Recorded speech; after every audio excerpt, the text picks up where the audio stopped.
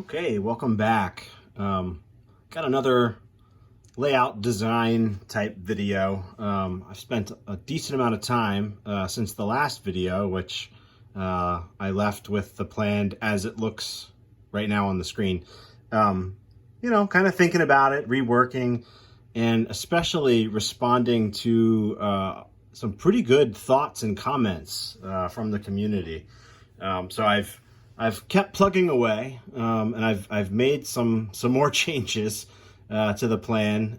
As you guys know, I've also built the benchwork that's sort of this area here, kind of coming across from the end of the creek scene, and then the Manchester Peninsula along with north staging behind it. So that benchwork has been largely built. Although I am still a little bit monkeying around with the track plan here, I've also got some pretty substantial changes here to the Deepwater Terminal Peninsula. So let me go ahead and bring up the new plan, and I can kind of talk about all the changes we've made. So some things probably look different right off the bat, but I'll walk through them kind of one by one. The first thing I did up here in north staging, I moved the ladder up this way. Let me zoom in a little bit so you guys can see a little bit better what I'm talking about, but let's go up there. So I moved this ladder up this way. It used to start sort of down in this way. So this makes my tracks a little bit longer. I've also switched to some curved turnouts in here and did a little bit of a compound style ladder, which allowed me to pick up quite a few additional cars here in north staging. It lengthens even the shortest track here, track 1, will hold 18 cars. And really that's 18 cars that would include a caboose, and locomotives would be additional. So let me say that another way. If I wanted a pair of locomotives and a caboose, it'll hold 15 cars, right? So, but 18 car lengths is what'll store there. Let's say it like that. So all of these tracks got longer. And if I remember correctly, I think I picked up 16 additional cars worth of staging, which was actually more than tracks 1 or 2 even held before. So that was pretty significant. The fuel dealer. I used to have this sitting on an angle in here. And I got rid of that angle and moved it over this way. Kind of use some of this space here, just a little bit less awkward, less stuff in the aisle, which is already kind of pinching down a little bit here anyway. So move the fuel dealer there. And my thinking is, right today on the current Manchester module, I just have a Walther's, fuel oil kit. Whether or not I use that, it's been damaged and it's not that great of a kit anyway. I would like to create a bit of a diorama scene right here on the fuel dealer. And I'm thinking the very last Fine Scales miniature kit, I Am Done is the name of that one. I think it's I Am Done Coal Company. Would fit nicely right here in this area. Front and center, a lot of detail, bring in some hoppers as well as tank cars and kind of create a little bit of a more significant industry right there. I've also, originally I was talking about moving this turnout up this way more, but I like the look of it, kind of leaving it where it is. And I unfortunately, I went back and looked and I can't find the comment, but that was a comment from the community to leave that there so you have a little bit of a longer run into Manchester versus popping right off and directly into Industries right away. So a little bit more space between the first couple of turnouts for Industries and the main. I've also reconfigured the tracks in Manchester. Originally, this was coming through at a bit of an angle. I straightened it out a little bit, but then I put Industries at an angle. This was a team track before, but I have a really cool kit from Monster Model Works that I think would work nicely here. Maybe as like an auto parts distributor, something like that. And I'll have some room here for some, storefronts, etc. But the kind of stuff that would be in a little bit more industrial part of town. Not super run down. We're talking the 1950s. American cities weren't kind of run down yet then, but something like that there. And then I've got a couple of buildings kind of here on the backdrop. These would be sort of background structures, just kind of setting the scene that, you know, you're entering an industrial area here as you come around this bend. I've also reconfigured things so that the passing siding is now right-hand running. So in other words, you come in, go right, take the right track, and then you've got trailing turnout, trailing turnout, trailing turnout from the right-hand track. I've also, I come down this way a little bit, extended the tail track here. So there's a bunch of switches and turnouts here. This was more complex than what I'm showing here as it currently sits, but that's because this originally was the layout. And so it was designed for like a 5-car train with a single locomotive.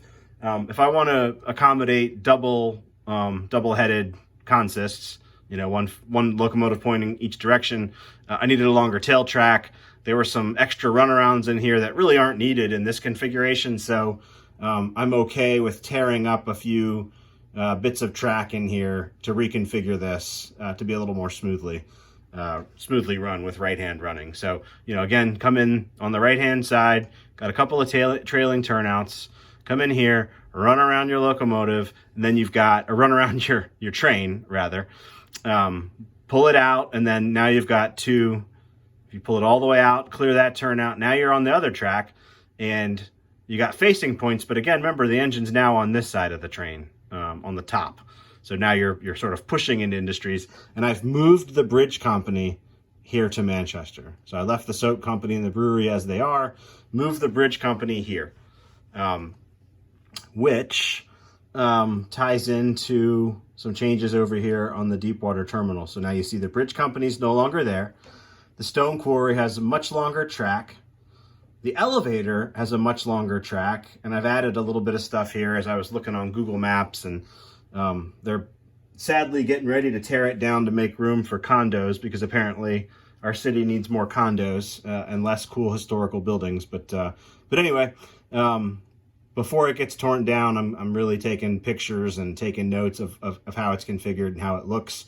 And so this is, you know, even more reflective of its actual prototype size and scale, and has a lot more room for switching without the bridge company here. Also allows for some scenery and trees to kind of separate these two scenes. I've got the backdrop now. Instead of coming straight, I've got it curving away a little bit to allow for it used to be that the backdrop kind of went right through the middle of the quarry. As I thought about that would make for some awkward scenery. And so if I can have it come back up and then have a tree line before the backdrop, I can really blend it in, do a better job with that. And it kind of clears the turnout away from the backdrop. It used to be that, you know, the locomotives or whatever would be kind of sitting in the middle of the backdrop while switching this industry. Maybe that still happens a little bit, but it's at least moved back a little farther away. So kind of, this sort of feels like a standalone scene now, and so does this. I'm kind of glancing at my notes to make sure I'm catching everything.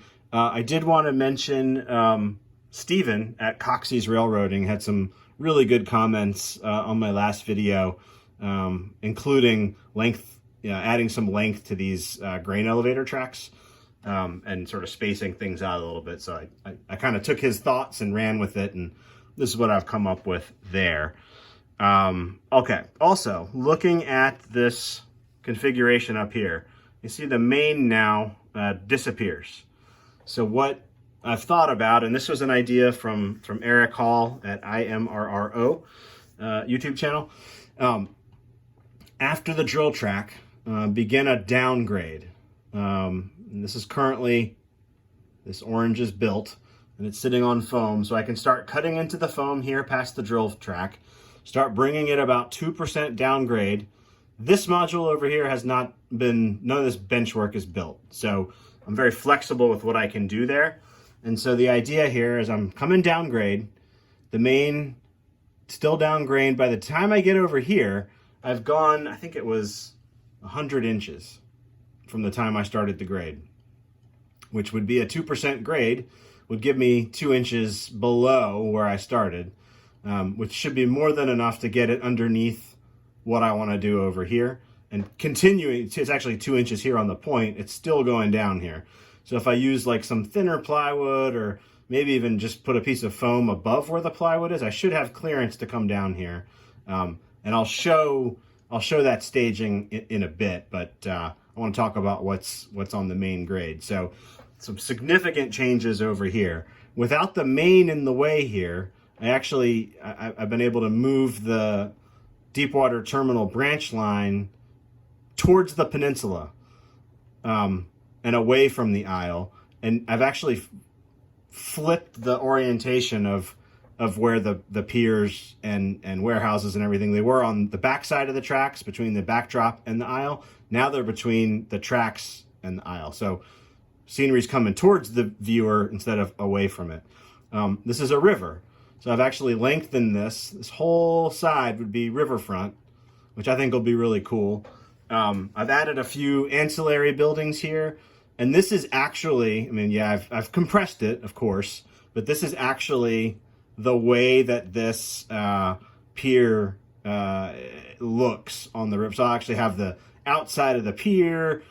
This is actually how it lays. Now the warehouses are significantly longer, etc., but you will get the look and feel for the Deepwater terminal, I think, oriented this way, with the tracks coming towards the viewer. Also, thinking about scenery and finishing these scenes someday, having the lower elevation stuff in the foreground, and then trees along the back, again, allowing me to blend scenery into the backdrop, and having scenery go up away from the Isle is a heck of a lot less awkward to finish off nicely. So I really like what this allowed me to do. Getting the main out of this scene completely had a lot of benefits here. I've got the tail track longer. Several viewers commented about wanting to make sure you had enough room here for your 2 locomotive consist to make that turn. And as you can see, it's 21 inches long, more than enough for 2 4-axle diesels to run around a train.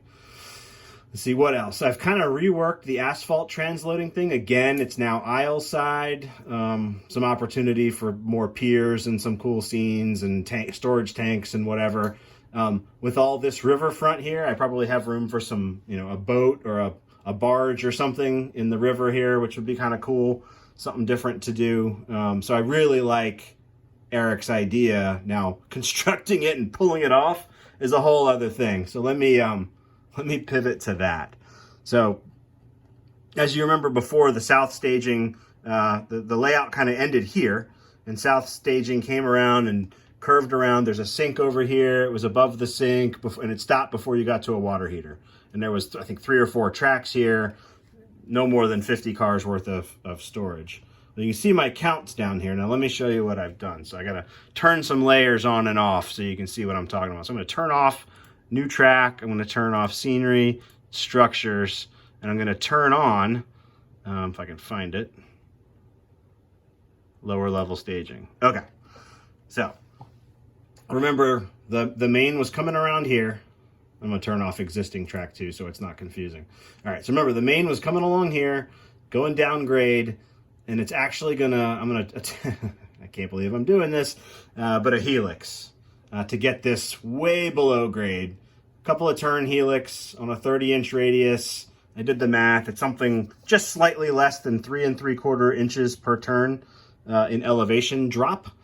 So I think 5 turns would give me somewhere in the vicinity of 19 inches of drop, and then into a much, much bigger south staging that would sit underneath this peninsula. I've got the room. Originally, again, this was no-go space right here, but as I really think about it, it doesn't matter if I'm using this space a little bit. The sink's way over here, so the no-go space really is over here. This is okay. So I'm going to use it. This gives me 8 tracks, so a total of 142 cars worth of staging to the south, 170 to the north, tons of online industries, both behind the yard and on the terminal, the Peninsula terminal, as well as Manchester, all has local switching. So let me stop, take a breath, look at my notes, and make sure I've covered everything I wanted to talk about. Let me go back to the top. There was one more note. worth mentioning. So let me go back topside, turn on my scenery and structure so you can see what I'm talking about again. Eric Hall also had a comment about losing the bulk track that was part of this terminal. Doesn't look like it's in use today. It doesn't even connect to the main anymore. So I'm not overly concerned with not having it. It didn't really add a lot. And again, taking it out of there, I'm kind of looking at Google Maps, the satellite view today. This looks a lot like what's out there today. I know I'm modeling the 50s, and it wouldn't look exactly like it looks today, but I think that simplification makes for a little bit less cluttered track plan. So I think I'm getting closer to what I really want to build now with this. I'm a little bit nervous about the helix. I'm a better carpenter than I was a few years ago, but I'm still not a great carpenter. So that part's going to be tricky. But the payoff of it, I think, is well worth the effort. With the scenic elements I'm able to bring in over here now, and the operational elements I can bring in with that much expanded staging. So that's kind of where we are today. I'm going to start probably laying track. You guys have seen I've got this bench work in. So I got changes to make in Manchester. None of this tracks in, none of that tracks in. Basically from this turnout on to the right, none of this stuff exists. So I think I'm pretty comfortable with what I've got here. I've got my passing siding lengths such that I should be able to handle most trains either on the peninsula or in Manchester. And I've got a lot more staging than I started with. So I'm feeling more and more comfortable, like let's lay some track and see how this part actually operates. So I'll go ahead and leave it there. I would definitely be remiss if I didn't thank the community for all the thoughtful commentary and sharing your thoughts and feedback and the wealth of experience that's out there. So I appreciate y'all. Thanks for watching the videos and sharing your thoughts with me. I really do appreciate it. But I'll leave it there. Y'all stay safe, be well, and we'll talk again soon.